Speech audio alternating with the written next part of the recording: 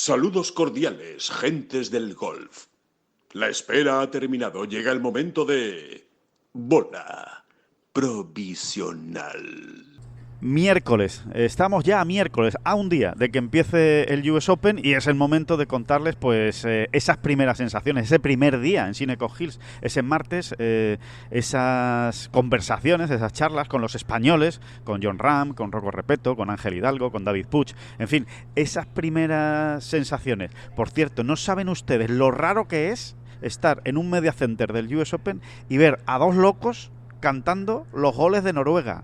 No sé si vas a celebrar los pads embocados como los aficionados de Noruega, como los periodistas de Noruega que estaban aquí en esta sala de prensa, pero desde luego sí que vas a poder celebrar más pads, más embocados, si pruebas los nuevos Scottsdale Tech de Ping. Ya están en el mercado, patters diseñados para darte más confianza y mejores resultados en el green. Lo que cada uno busca. Acabado en blanco, diseño mallet de alto MOI y la nueva tecnología AQ, que te ayudan a alinear mejor. Qué bien nos viene eso siempre, ¿verdad? Ganar estabilidad y embocar más pads. Descubre cuál es el que mejor encaja contigo en la webfit pattern app de ping.com. Ya sabes que con Ping juega tu mejor golf también en el US Open. ¡Empezamos! Que no son las flechas la culpa del indio, que no son las flechas la culpa del indio. Si hay viento, si llueve, no influye en el swing, no importa si es marzo, noviembre o abril. La culpa del indio, la culpa del indio, la culpa del indio, la culpa del indio.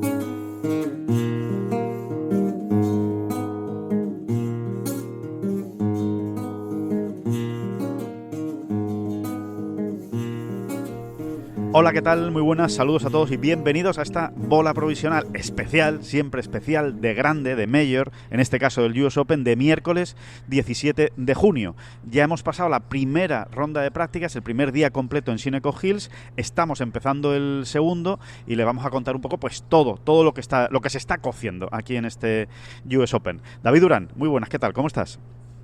Pues aquí estoy, no tiene nada que ver con el... Bueno, antes de nada, Alejandro, a lo mejor los oyentes de esta bola provisional perciben que hablo un poquito más lento y vocalizando de lo normal. Pero es que desde que has llegado a Shinnecock Hills, cada vez que nos ponemos en contacto, lo que tengo es un eco brutal. eco del Rocío, de hecho. Eco del Rocío. Sí, eco del Rocío. Y entonces la única manera que tengo de entenderme yo a mí mismo es hablar. Y no volverte loco, y no volverte completamente loco. Es hablar un poco así. Y luego, esto ya nos ha pasado otras veces, Alejandro, el eco va amainando, va desapareciendo y ya llega un momento en que podré hablar igual de mal que siempre. Pero tú sabes, David, que todo esto es una venganza del señor del eco, ¿no? Por ahí deben ir los tiros. Mira, acaba de desaparecer el eco. ¿Sí? Increíble. Claro, ha sido nombrarle y se ha asustado. Pues no sabes qué alegría me da, porque es que es un retumbe y además no sé muy bien. Llega un momento en que no sé muy bien qué estoy diciendo, de verdad. Es una cosa claro. O sea, la gente igual no se hace a la idea de lo...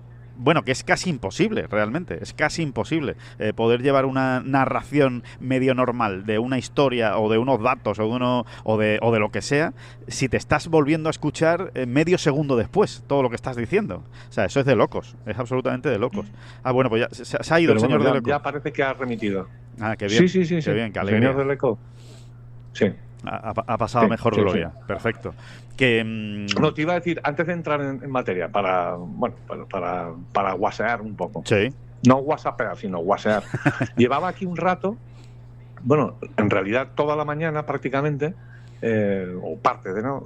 Viendo y estudiando de dónde proviene y qué es exactamente la madera de hickory. ¿Qué te parece, Alejandro? Bueno, la madera de hickory, para el que no lo sepa, sí, es el material con el que se fabricaban las varillas de los palos, pues siglo XVIII, siglo XIX, sobre todo siglo XIX. Siglo XIX me sella la historia y algún día habrá que escribirla o contarla. Habrá oyentes y gente muy instruida y muy friki que la conozca, también, claro, que la conozcan de sobra, ¿no? Y que sepan, ¿no? O gente que sepa mucho de botánica, ¿no? Y de plantas y sepan lo que es el hickory, ¿no? Pero es que es muy, muy, muy, muy curioso. Y además tengo ya planes en la cabeza muy locos al respecto.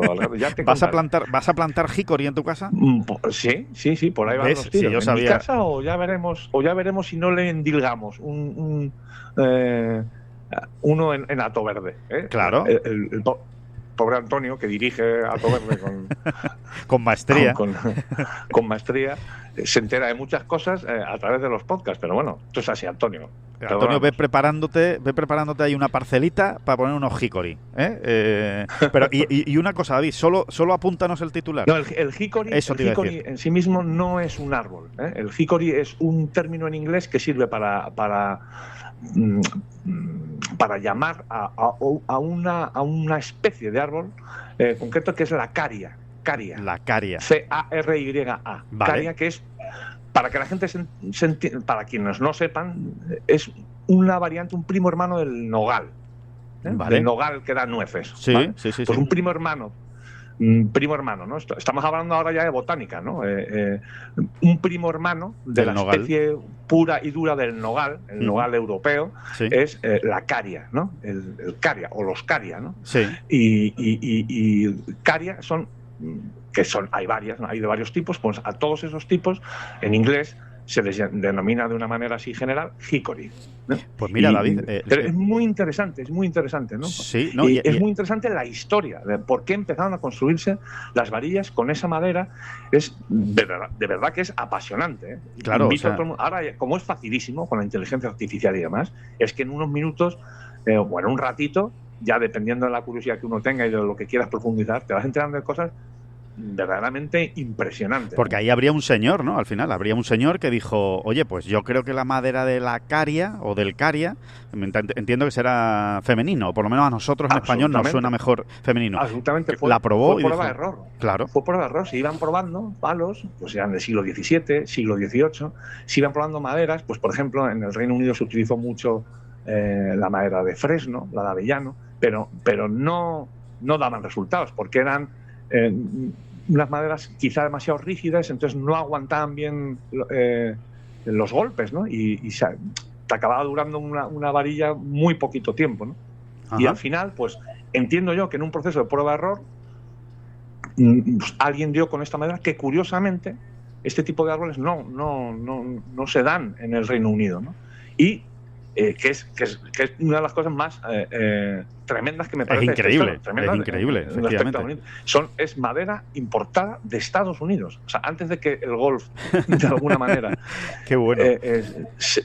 estuviese presente de ninguna de las maneras en terreno, en suelo americano, ya se estaban haciendo palos con madera que se traía de Estados Unidos.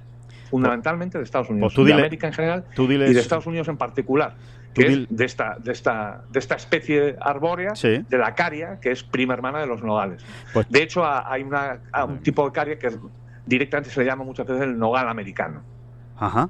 Pues tú dile eso a Donald Trump y ya la tenemos liado. Ya va diciendo por ahí que el golf se inventó en Estados Unidos, ¿eh? Porque si no llega a ser por Estados Unidos y los árboles que había en Estados Unidos no se habría jugado, en fin, esperemos, cuidado, como se entere, porque evidentemente no lo sabe. Y otra cosa, ahora entiendo el nombre del hotel oficial de Turquía, que se llama el Regnum Caria.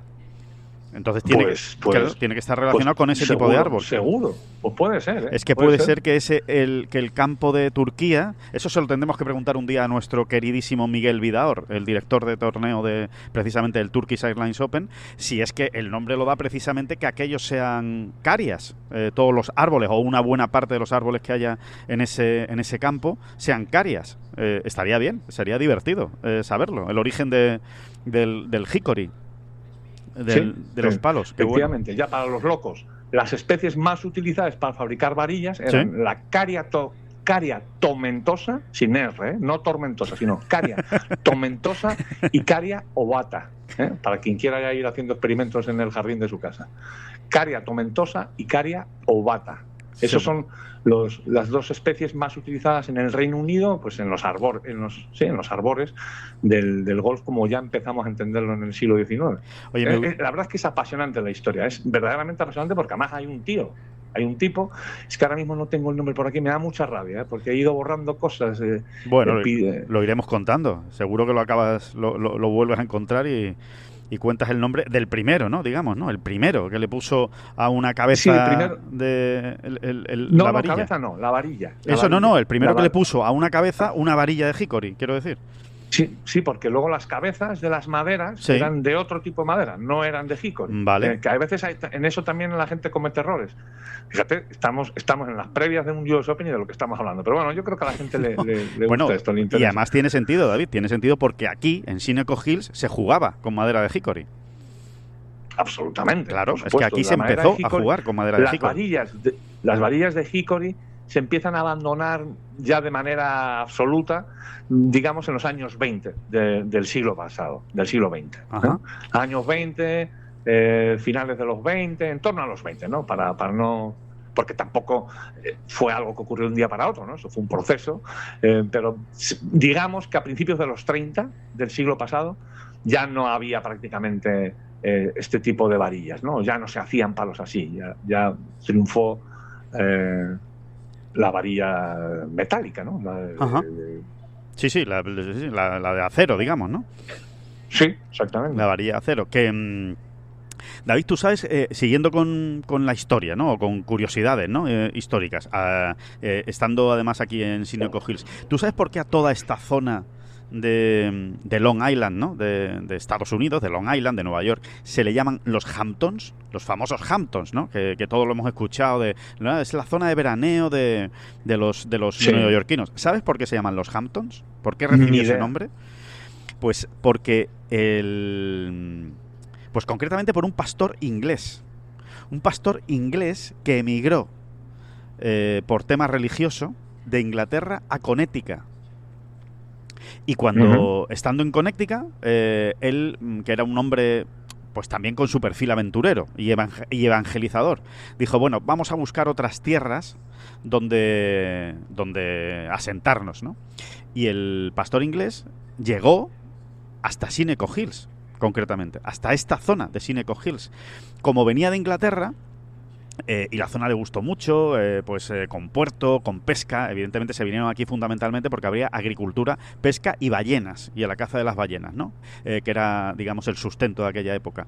Pues este señor, este pastor inglés, que me pasa como a ti, que me da rabia porque no me acuerdo ahora mismo del nombre, pero que tiene un nombre y es famoso, de hecho, creo que se llama Youngs, pero terminado en S. Young, como Cameron Young, pero Youngs terminado en S. Sí, así era. Bueno, pues Youngs, este pastor inglés, se viene en 1640 y le pone el nombre de Southampton a esta zona de Shinnecock Hills.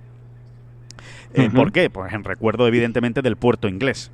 Esa es la razón. Entonces, al ponerle a esta zona Southampton, todo lo que se va generando alrededor de Southampton va recibiendo pues West Hampton, East Hampton, North Hampton, en fin, ya como ese es en Estados Unidos, que son bastante básicos, que tampoco se complican mucho para ponernos nombres. Y entonces por eso toda esta zona se llama los Hamptons. Todo viene de ahí, de Southampton, del pastor inglés que le compró unas tierras a la tribu de los Shinnecock, indios. O sea, esto, yo creo que esto sí que lo sabe la gente, pero bueno, por si hay alguien despistado, Shinnecock Hills, que verán que el anagrama, ¿no? del campo de golf, del recorrido, es un indio, es una cabeza de indio, ¿no? Con sus plumas, ¿no? De las películas, vamos, que vemos en el oeste, es porque es una tribu, los Shinnecock. De hecho, la tribu de los Shinnecock sigue existiendo. Hay una reserva, la reserva Shinnecock, que está pegada al campo, donde todavía quedan unos 1.500, alrededor de 1.500 individuos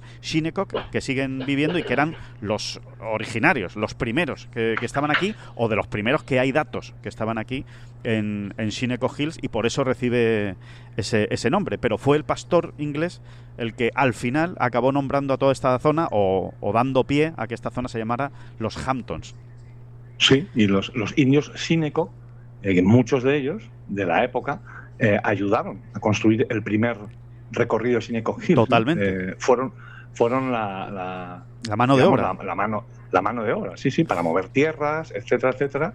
Muchos indios Shinnecock estuvieron, digamos, contratados y fueron mano de obra para la construcción del campo. Sí, es así. Y de hecho estos indios Shinnecock incluso ayudaron a los ingleses cuando llegaron aquí en alguna que otra batallita, vamos a decir, nada fue especialmente cruento, pero sí que hubo disputas con los holandeses, que eran los que estaban en Nueva York. O sea, en la zona de Nueva York era una ciudad holandesa, concretamente se llamaba New Amsterdam, de hecho. Bueno, pues cuando llegan estos colonos, porque eran unos colonos británicos, llegan de Connecticut a Southampton, a Long Island, al principio tienen sus disputas, ¿no?, con los holandeses, y los Shinnecock, la tribu de los Shinnecock, se alía con los ingleses precisamente porque habían llegado a un acuerdo, ¿no?, de cesión de tierras. Bueno, ahí ya entramos en tema político, bastante divertido por otro lado, porque digamos que los indios siempre pensaron que aquello era una cesión de tierras, mientras que los ingleses decían que había sido una venta en toda regla, ¿no? Y ha habido bastante disputa legal con eso, incluso hasta finales del siglo XIX. Digo lo del pastor inglés, David, y con esto termino y cierro esta anécdotita, sí. porque así se explica que hubiera un campo de golf aquí tan pronto. En 1891, porque al final eran ingleses los que estaban aquí y se trajeron el campo de golf. Sí, y ya para cerrar la parte histórica, en 1896, como ya se ha ido diciendo, se jugó la segunda edición del US Open y la primera en Shinnecock Hills, ¿no? Sí. O sea, en Shinnecock Hills se jugó la segunda edición ya del US Open, ¿no? Y en aquella edición participaron dos jugadores, concretamente John Siphen y Oscar Bunn, B-U-N-N, Bunn. Sí. Bueno, pues Oscar Bunn era un indio Shinnecock. Anda. Y no tenía ni idea de eso. Qué bueno. Sí, y John Siphen era un negro, era un jugador negro, de color negro, ¿no? Sí. Para decirlo bien. Sí. Eso sí que era un adelantado de su tiempo, ¿eh? No, absolutamente. Y quien fue una adelantada a su tiempo fue la USGA. Porque en los días previos al inicio de ese US Open hubo jugadores profesionales que no querían jugar con ellos, con el indio y el negro. Así de claro. Y sí. Bueno, sí. Bueno, además esta historia es muy famosa y seguro que muchos la van a escuchar o leer de una u otra manera, si no lo están haciendo ya a lo largo de esta semana, ¿no? Porque hubo una disputa y hubo un momento de tensión importante y la USGA dijo que no, que esos señores jugaban. Que esos señores jugaban, ¿no? Y de hecho, concretamente John Siphen terminó en sexta posición, ¿no? Ole por la USGA. Sí, señor. Es una historia que, bueno, un hito histórico de la historia del US Open, ¿eh? Porque hay que remontarse a aquellos tiempos, ¿no? Viajar en el tiempo, imaginarse la situación, el contexto y todo lo que ocurrió, ¿no? Claro.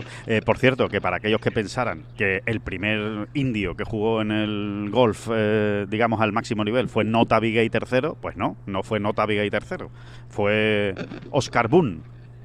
O Bunn, ¿no? Como mínimo, sí. ¿Cómo? Que sepamos, igual hubo otros antes. No parece, ¿eh? No parece. En el British, en el Open Championship. En el British parece ser que no. que no llegó. Pero bueno, mira, que es muy interesante, ¿no? Y se mantiene ese legado y se respeta con orgullo. De hecho, ya lo digo, ¿no? El escudo de Shinnecock Hills es un indio, que en el fondo lo que es un homenaje de quién eran estas tierras, pues antes de que llegaran los ingleses, ¿no? Así que, bueno, pues ahí está, esos detalles históricos curiosos. David, ¿tú crees que se atreverá la USGA? Yo creo que la USGA se atreve con todo, pero ¿tú crees que la USGA se atreverá a regar los greens de Shinnecock Hills? Cuidado lo que te voy a decir, ¿eh? Entre el turno de mañana y el turno de tarde de jueves y viernes. Bueno, es que me sé la respuesta, ¿no?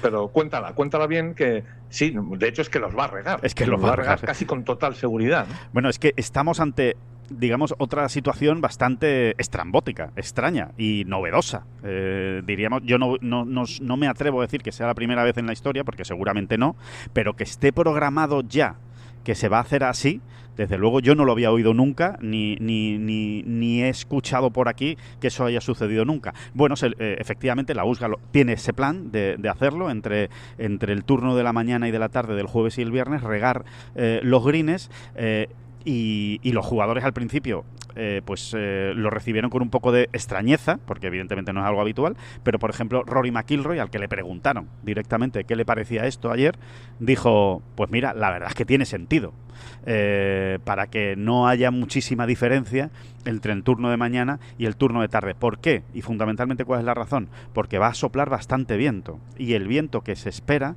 es un viento más bien cálido, con lo cual va a secar mucho. La diferencia entre el turno de mañana y el turno de tarde puede ser muy bestia. Y como están con pies de plomo, David, porque están, yo te diría que asustados, o más que asustados, están precavidos, muy precavida la USGA, para que no le pase lo mismo que en 2018, para que no le pase lo mismo que en 2004, que es que los greens se les acaben yendo, ¿no? Que acaben teniendo problemas el sábado o el domingo con los greens. Bueno, pues no te puedes imaginar el ejército de jardineros y de máquinas regando calles y greens todos los días. Ayer, martes, en cuanto acabó la jornada de prácticas, a las 6 de la tarde se cerró el campo, fue cerrarse el campo, irse los jugadores y entrar un ejército de jardineros, manguera en mano y máquinas para las calles, regando a tutiplén, pues para que jueves y viernes aguante, y ya seguramente sábado y domingo dejar ir al campo, ¿no? Y decir, venga, ahora sí. Ya sí. Ahora ya... Sí, exactamente, ¿no? Eso es un poco lo que explicó Rory y tiene todo el sentido. Al final Rory dijo, cuando te lo explican tranquilamente y con detenimiento, dándote todas las pautas, ¿no? De por qué se va a hacer, por qué no... dice, al final lo entiendes. O sea, tú recibes la noticia, decía Rory, con cierta incredulidad y hasta escepticismo, pero luego cuando te lo explican dices, y sobre todo, algo que dejaba muy tranquilo a Rory, que supongo que dejará tranquilo a todo el mundo, se va a hacer los 2 días, jueves y viernes. Claro. Esto sobre todo se ha pensado por el jueves, porque se esperan vientos mucho más potentes, pero el viernes, para que la igualdad sea absoluta entre los 2 turnos, ¿vale? Pues se va a hacer también. Y bueno, y, hombre, a uno, ya si nos ponemos mega ultra románticos, sí, pues como que esa parte del azar, ¿no? Y que según se iban secando los greens, pues a lo largo de una jornada de juego, pues eso tuviese una incidencia directa en el juego. Sí, si te pones muy romanticón y tal, pues tenía su gracia, ¿no? Toda ya esa parte, digo, ¿no?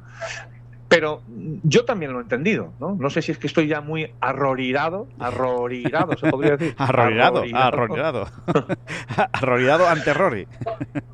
Pero bueno, no, la parte esa de tratar de buscar una acción justa, es decir, hacerlo el jueves y hacerlo el viernes, y que todo el mundo dentro del pequeño margen de error que pueda haber tenga unas condiciones muy similares, pues yo creo que está... no seré yo quien ponga el grito en el cielo, ¿no? No. Sí lo pongo con la famosa... También está siendo uno de las protagonistas de este Mundial de Fútbol, ¿no? Con la famosa pausa de hidratación esta, que evidentemente todo el mundo sabe ya que es una pausa de anuncios. Esto es lo que tiene llevar un Mundial a Estados Unidos, que no lo entienden. O sea, ¿cómo va a haber 45 minutos seguidos sin que hacer un parón, 50 sin un parón, sin un anuncio, sin una cosa? Oiga, páreme esto, ¿no? Un tiempo muerto, una cosa, una falta técnica, ¿no? Sí. Pausa. Ahora, hidratación se llama meterse dinero en el bolsillo, ¿eh? Ahora podemos decir, oye, ¿qué tal? A mí eso sí me duele más. ¿Cómo te estás hidratando en el negocio? Quiero decir. Me duele. Esta parte me duele más. Tiene cierto sentido las pasos de hidratación en eventos o en citas. En determinadas circunstancias. ¿No? Claro. Es que pero por sistema, ¿se hace pausa de hidratación siempre? No, la pausa de hidratación era más bien una posibilidad, un recurso que tenía en un momento dado el árbitro para decir, mira, estamos jugando hoy a 39 grados, vamos a hacer una pausa, en fin, no una pausa publicitaria, ¿no? Al final es una pausa publicitaria. Sí, es que es una pausa publicitaria, ¿no? De hecho, por lo visto ha habido partidos del Mundial donde incluso el árbitro retrasó un poquito el retorno al juego porque todavía no había terminado el último anuncio, hablando mal y pronto, ¿no? Impresionante la mercantilización absoluta ya de todo, ¿no? Esto sí que me ha dado un poquito más de de pereza, diciendo, madre mía, que el fútbol no era esto, hombre, no. Y aparte que es verdad, es que te cambia un poco. O sea, si tú a un entrenador le das la posibilidad de 2 tiempos muertos, uno en cada mitad, cuidado, para empezar, estás cortando el ritmo del partido. Que en ese momento no sabes cómo va. En ese momento puede ir a favor de un equipo o a favor de otro. Y le estás cortando el ritmo. Estás interviniendo directamente en el desarrollo del juego. Y el fútbol no era así. El baloncesto sí. En el baloncesto, precisamente, pues el tiempo muerto es un recurso que existió, ¿no? No sé exactamente cuándo se introdujo, pero desde que todos tenemos recuerdo, ¿no? O sea, totalmente. Era una herramienta. Desde siempre el baloncesto contó con esa herramienta, pero el fútbol no. Y los partidos cambian, ¿eh? Y cambia mucho. Hombre, que sí cambian, ya te digo. Y dar 2 órdenes bien dadas y que se enteren todos. 2 órdenes bien dadas y un descansito de 3 minutos, ¿eh? Que, por ejemplo, para un Cabo Verde, que lo que está es echado atrás, claro. Pues esa interrupción justo a mitad, pues te da un respiro, coges un poquito más de impulso y te ayuda, ¿no? Te ayuda a llegar, o sea, o a cumplir el objetivo. Totalmente. Bueno, que estábamos hablando de estas, no es una pausa, bueno, sí, es una pausa de hidratación. También lo que va a hacer el US Open es una pausa de hidratación entre el turno de la mañana y el turno de la tarde. Decías tú, bueno, poniéndome un poco salvaje, la verdad es que estaría bien que no fuera así, tal y cual. Fíjate, si tuviéramos que... si le preguntáramos directamente, yo te diría que Jon Rahm es partidario de que no hubiera pausa de hidratación, aunque la entienda, la comparta y hasta le parezca bien, pero hablando ayer con él me sorprendió se nos ha vuelto muy salvaje Jon Rahm, en cuanto al US Open, porque no siempre ha pensado así Jon, Jon Rahm no siempre ha sido partidario de los recorridos exigentes y de que te demanden los campos y tal, pero ahora es que concretamente, ayer hablando con él, nos decía, a mí es que me duele ver US Open. A ver, no es que me duela, es que sería como clavarme un puñal que un US Open acabara en doble dígito ganador. Un -10, un -9, un -8. Dice, a mí lo que me gustan son los US Open que todos acaban sobre par. Y que el ganador acaba en +3, dice, maravilloso. Dice, yo estaría muy orgulloso de ganar ese US Open. Un US Open en el que el ganador acabe con +3, con +2, en el que no haya nadie bajo par. Dice, esos son los US Open porque yo los entiendo así, porque es como se han entendido toda la vida. Yo creo que al final, Alejandro, con el paso de los años y poco a poco se va introduciendo pues una cultura de golf cada vez más potente en España, sí, ¿no? Esto es una cuestión de gota a gota, ¿no? Yo creo que todos al final vamos pensando en la misma línea, ¿no? Con sus matices. Yo creo que la USGA y el US Open, o sea, la USGA debe asegurarse de mantener esa identidad, ¿no? Nos hemos puesto muy pesados aquí en Tengol diciendo que es una identidad de siempre, ¿no? Sí. Que fue de las primeras ediciones ya. La USGA asumió como identidad, como esencia de este torneo, el que fuera el más difícil del año, ¿no? Bueno, dicho eso, que ya juro que ya no lo vuelvo a repetir, ¿verdad? ¿Vale? Pero está bien que recordarlo, por si alguien despista. Yo creo que la USGA debería mantener esa identidad, esa seña, ¿no? Pero todas estas maniobras que está realizando esta institución también en el sentido de hacer un golf en campos más sostenibles, que digamos que la naturaleza haga su trabajo, este famoso Let Shinnecock to be Shinnecock. Sí. Bueno, va en esta línea, respetar la esencia de los campos y cómo son los propios campos quienes tienen que, con su propia filosofía, quienes tienen que aportar esa dureza o esa exigencia. Bueno, toda esta parte a mí me está gustando, ¿no? Y además estamos viendo muy buenas ediciones del US Open. Es verdad, un poquitito más light, es verdad que se nos están poniendo blanditos los señores de la USGA, un poquito, ¿no? Tienen ahí unos ribetes blandurrios. Están haciendo concesiones, sí.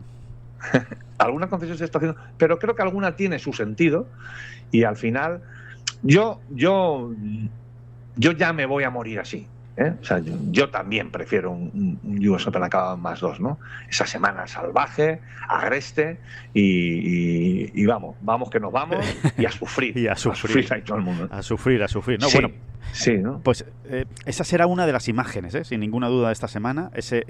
Las van a ver, se van a hartar de verlas en televisión. Esos jardineros regando los greens entre turno de mañana y turno de tarde. Vamos a ver hasta qué punto están receptivos. Aquí nadie, por cierto, David, que se está hablando de, pues eso, ¿no? De que las calles son más anchas, de que se está metiendo pues eso, ¿no? Más agua, que no terminen de estar tan secos. Pues tengo que decir que aquí la gente, aquí nadie se cree que se vaya a acabar bajo par, que el campo lo ven muy difícil todos, los españoles y los no españoles, Sí, por el viento. Sí, Alejandro, es por el viento, ¿no? Por el realmente, ¿no? Y unas calles firmes. La combinación de viento y calles firmes, por muy anchas que sean, Scheffler lo explicaba. Ahora hablaremos también de otras cosas de Scheffler muy interesantes, de su rueda de prensa ayer. Pero Scheffler lo explicaba ayer muy bien. Es que sí, la tienes ancha, pero hay que ponerla muy, muy concretamente en el sitio, ¿no? Por los desniveles de la propia calle. Exacto. Y el propio viento, ¿no? O sea, hay que elegir muy bien la línea, ¿no? También te lo explicaba ayer muy bien John a ti, sí. Alejandro. Sí. Dándote incluso una serie de hoyos donde él, luego cada cual tiene su manual y cada cual tiene sus problemas, ¿no? Y a lo mejor a John Ram un hoyo o el tiro desde un tee no termina de verlo claro y hay otro jugador al lado que precisamente en ese tee sí que lo ve muy claro, ¿no? Exacto. Pero es que John te las nombraba, líneas, ¿no? te citaba las líneas de tiro desde el tee de algunos hoyos en concreto que ha tenido él que explorar y trabajar a fondo porque le cuesta más verla, ¿no? Dice, además te lo explicaba muy bien John, te decía, sí, tú estás viendo ahí la calle, pero no terminas de ver por qué línea tiene que ir la bola para que no termine para que termine en calle, para que termine en el fairway, ¿no? Exacto, para que no se vaya a un metro, que eso es clave esta semana. O sea, no tiene nada que ver estar en calle a estar en un metro dentro de RAF. Sí. Esta es la parte del golf, irresoluble, como decíamos en la semana del PGA en Aroniming, porque verdaderamente, una vez más, y ya se están refiriendo los jugadores a ello, perder la calle por 3, 2, incluso 1 metro, 4, 5 metros, puede ser un drama esta semana, como lo fue en Aroniming, y sin embargo perderla por 28 metros, pues te la puedes encontrar muy bien, ¿no? En zona ya más despejada, ¿no? No termina de ser justo, pero bueno, también es lo que hay, ¿no? Bueno, y a la gente nunca la vamos a echar del campo, ¿sabes? Eso sí que es imposible. El público tiene que ver el golf y al final, pues por donde pasa el público es Atila en los campos de golf. Por donde pasa el público no crece la hierba. Entonces, claro, evidentemente si fallas por más, pues tienes esa ventaja, ¿no? Tienes esa suerte, ¿no? Pero bueno, realmente va a ser interesante, ¿no? Y después hay otra cosa muy importante y es que hay segundos tiros muy largos. O sea, hablábamos ayer con Ángel Hidalgo, precisamente al acabar esa vuelta, bueno, fascinante, porque no se puede decir de otra manera, sobre todo para él, como lo vivió en primera persona, esos 9 hoyos de prácticas con Rory McIlroy, con Justin Rose y con Tommy Fleetwood, ¿no? Imagínense, ¿no? En un US Open, en un grande, en el primer US Open de Ángel Hidalgo, pues tener esa fortuna, porque además no fue algo buscado, ni premeditado, ni nada, fue pues que se apuntó y resulta que estaban estos 3 también apuntados y salieron a jugar juntos. Bueno, pues nos lo contaba Ángel Hidalgo, él en los 5 pares 4 que jugó, en los 6, pares 4 que jugó, del 1 al 9, el palo más corto que pegó de segundo golpe fue un hierro 5. Vale, que Ángel Hidalgo no es de los pegadores más largos es más, es un pegador más bien tirando de la media hacia abajo. Pero, ojo, segundo tiro a green, a estos greens de Sineco Hills con un hierro 5. Hierro 6-1, 2 hierro 5 y el resto con madera 5. De hecho, el birdie que hace ayer precisamente es con madera 5, ¿no? Lo cuenta bien. Yo recomiendo a la gente que se lo lea, que merece la pena la historieta de Ángel Hidalgo en ese partido con McIlroy y compañía. Pero claro, que es que el campo es muy... que es muy largo, vamos. Básicamente. Entonces imagínate desde el RAF, claro. No, absolutamente. No. Desde el RAF estás... Que no la dejas en green. No muerto, porque luego estos tíos nunca están muertos, Luego veremos, ya vamos a ver a jugadores llevando la bola a green, ya lo verás, porque siempre ocurre, ¿no? Sí, pero sí parece que es muy complicado y sobre todo no tienes control. Puede que alguna bola llegue a green, pero no la vas a poder controlar, no sabes, no terminas de atar el tiro al 100%, ¿no? Eso está claro, ¿no? Sí, sí, totalmente. Oye, hablando de esta ronda que la has contado también en Ten Golf, esos 9 hoyos que ayer jugó Ángel Hidalgo con estos 3 monstruitos, ¿no? Fleetwood, Rose, McIlroy. Me encanta esa parte de Ángel Hidalgo, ¿no? Me encanta, porque para hacer eso hay que tener valentía, y cierta osadía, ¿no? Hay quien va si no me equivoco, es el segundo grande de Ángel, el tercero, ¿no? En su jugó carrera. 2 Open. El tercero. Jugó 2 Open seguidos. Jugó el del 24 y el del 25 vale, sí, y este, sí. Se me había perdido un Open por el camino. Bueno, pues hay quien se tira toda su vida yendo a jugar de vez en cuando a algún grande y es incapaz de buscar ese momento, porque tú eso lo buscas. Es más, yo lo interpreto de tal manera que Ángel efectivamente quería jugar, pero vio apuntado allí a estos 3 y dijo, pues yo me voy a apuntar también. Y a ver si cuela eso que me llevo. Oye, te puedes llevar cosas. Es verdad que también puede ser un poco de distracción, todo lo que tú quieras, pero te puedes llevar cosas, Te puedes llevar cosas, ¿no? Seguro, si la aprovechas de hecho, bien. Ángel lo cuenta muy bien. Sí. Que habló con uno, que habló con otro, creo que es muy interesante. Y creo que parte, al final todo esto es parte de quién es Ángel Hidalgo, y de por qué ya lleva unos cuantos años en el circuito europeo. Por cómo lo vive, ¿verdad, David? Por cómo lo vive, sí, al final. Sí. Creo que es tiene una parte de juego, eso. ¿No, David? Él sigue teniendo una parte, sigue viendo el golf con una parte de juego, de juego divertido, donde él se lo pasa bien, que yo creo que mola mucho, o sea, que a él le ayuda mucho, desde luego. Absolutamente, ¿no? Y es muy de verdad, porque hay quien todo esto lo puede ver como... Tiene su parte de novelería o de postureo, como quieras llamarlo, pero es que al final... él lo hace muy de verdad, él lo siente así y le saca jugo a las cosas, ¿no? Sí, totalmente. Creo que es una de las claves de su golf y de su carrera, ¿no? Hasta el día de hoy. Por cierto, te cuento un detalle. Tú sabes que nosotros somos muy frikis en el mundo de fijarnos en quiénes son los últimos que se van del campo en los días de prácticas, sí. ¿no? Bueno, pues martes 7:20, 7:15, 7:20 de la tarde, ayer, el último que estaba en el campo de prácticas era Ángel Hidalgo. Estaba pateando, junto con Jacobo Pastor, su entrenador, que está aquí, y con Jordi García del Moral. Por cierto, y hablando de ese partido de Ángel Hidalgo, reencuentro de Jordi García del Moral con Rory McIlroy. Fuimos testigos de que efectivamente se llevan muy bien, o sea, que son... Vamos a decirlo, amiguetes. Es verdad que han perdido el contacto con el paso de los años, pero es que en la época amateur se llevaban muy bien. De hecho, estaban mucho tiempo juntos en los torneos, compartieron habitación en alguna ocasión, se han enfrentado varias veces y me hizo bastante gracia porque, hombre, te llama la atención, ¿no? Al final que Rory le dé un abrazo y le diga Jordi, ¿qué tal, Jordi? Muy gracioso, la verdad. Y se llevan muy bien, ¿no? Que, sí. Bueno, pues Por cierto, eso ocurrió ayer. Sí. Ayer, ¿sabes qué día era? Evidentemente lo sabes, era 16 de junio de 2026, ¿no? Ayer. Sí. Pues era el 205 cumpleaños de Olton Morris. ¿Qué te parece? Ojo, qué maravilla, David, qué maravilla. Se me acaban de poner los pelos de punta. Nació un 16 de junio de 1821, el muchachito. Qué maravilla. ¡Qué maravilla! 250 cumpleaños. No, 205. 205, perdón, 205. Sí.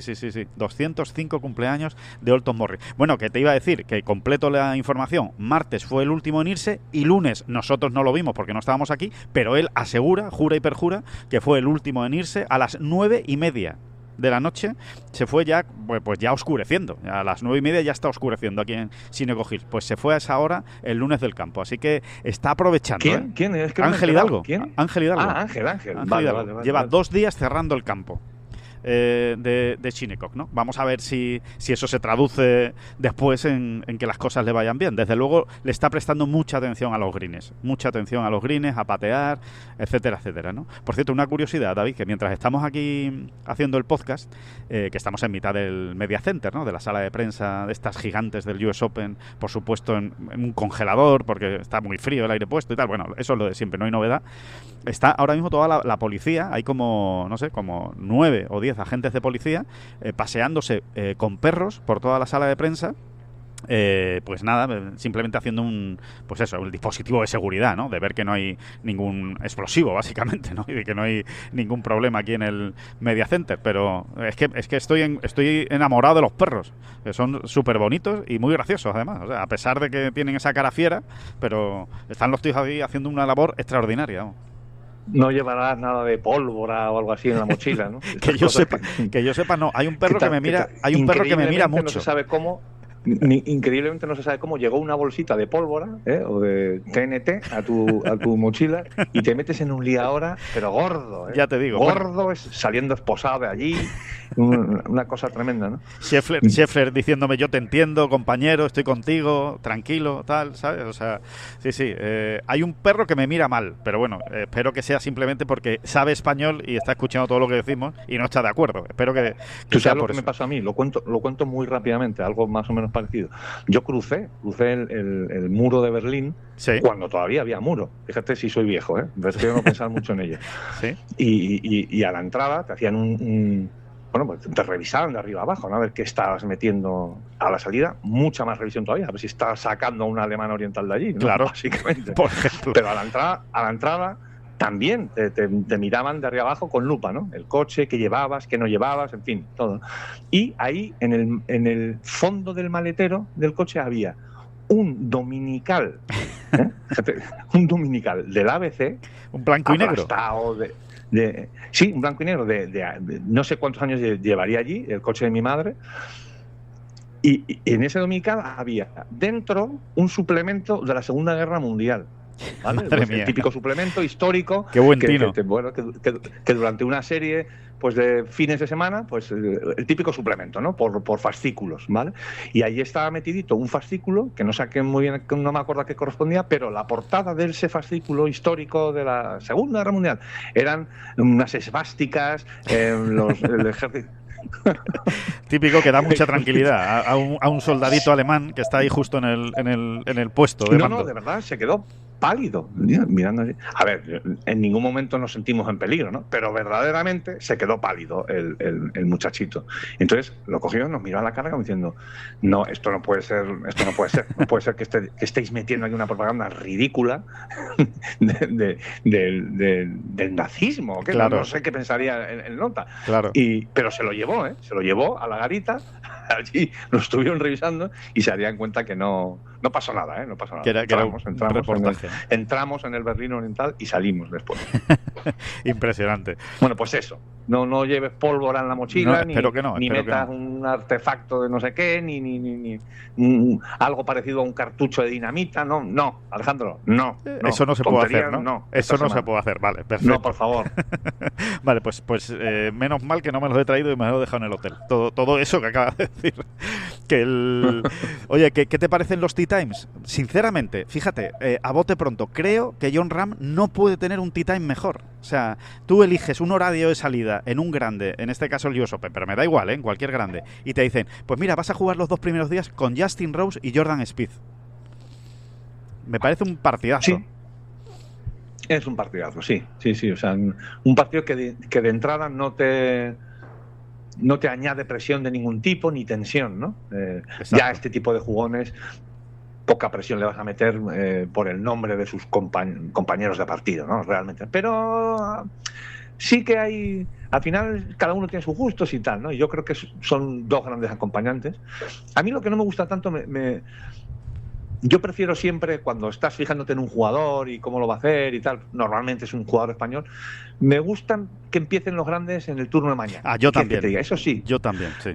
Bueno, pues porque suelen ser mejor los resultados. Te colocas mejor. En el turno de mañana y te acabas colocando mejor normalmente, ¿no? Si estás en un gran momento, si es un poco tu día, suele ser más sencillo hacer resultado en el turno de mañana. ¿Qué quieres que te diga?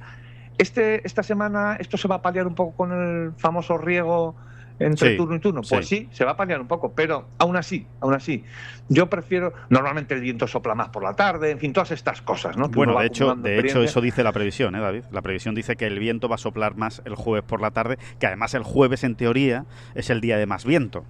Va a hacer más viento el jueves que el viernes.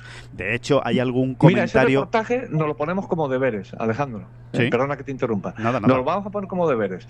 Vamos a estudiar, por ejemplo, en los últimos X años, ¿no? Podemos, hasta donde encontremos, ¿no? Hasta donde tengamos los Hasta el titanes año de 2000, salida. por ejemplo, seguramente, sí. Del PGA y del US Open, porque el British y el Open, el Open y el Master ya es un poco distinto, no hay 2 turnos como tal, No, así exacto. Ujú. Van todos diseñados. seguidos. Entonces, nos vamos a fijar en el US Open y en el PGA y a ver cuántos ganó de cada uno alguien que salió en el turno mañana o en el turno de Sí, tarde. a ver Ya, cómo a lo está. mejor nos llevamos una sorpresa y está absolutamente equilibrado, ¿eh? Puede ser, ¿eh? Puede Pero ser. yo te diría que van a salir un Más del 60-40 turno de mañana. a favor del turno de mañana. Salen más relajados. Hay comentarios maledicentes, David, hay que decirlo, algún que otro aficionado que anda por aquí, por Shinnecock Hills, que dice, qué casualidad, ¿no? Que el jueves salgan por la mañana Scheffler y Rory, los dos, cuando se supone que va a soplar más viento por la tarde. Tú sabes que al final hay comentarios maledicentes de todo tipo. A ese aficionado español, que por cierto me estuve hablando con él y fue el que me lo dijo, no voy a desvelar el nombre porque no me ha dado autorización y no sé si le hace gracia, no sé si su jefe sabe que está aquí, pero a ese aficionado le dije, claro, por eso a Scheffler en el PGA Championship se lo llevó a la policía. Por eso, ¿no? Porque hay un trato de favor hacia Scottie Sí, pero Scheffler. la policía no parte peras. La policía en Estados Unidos no parte peras con nadie. Lo que sí es verdad es que todo este mundillo de los tea times, sobre todo en los medios, sí que es uno de los... Bueno, nadie conoce exactamente, y si alguien lo conoce no lo ha escrito o no lo ha contado, exactamente cómo, de qué manera y si estas cuestiones se miden. Yo diría que sí, que es que al final se tienen que medir. Seguro. Es decir, oye, y al final está ahí una USGA detrás, o un Royal Ancient, o una PGA de América, o un Augusta National. No es fácil, ¿eh? Es que no es fácil, es que en un torneo de golf donde todo donde la resolución termina siendo por detalles, oye, la hora de salida tiene un peso, ¿eh? Tiene un peso. Totalmente.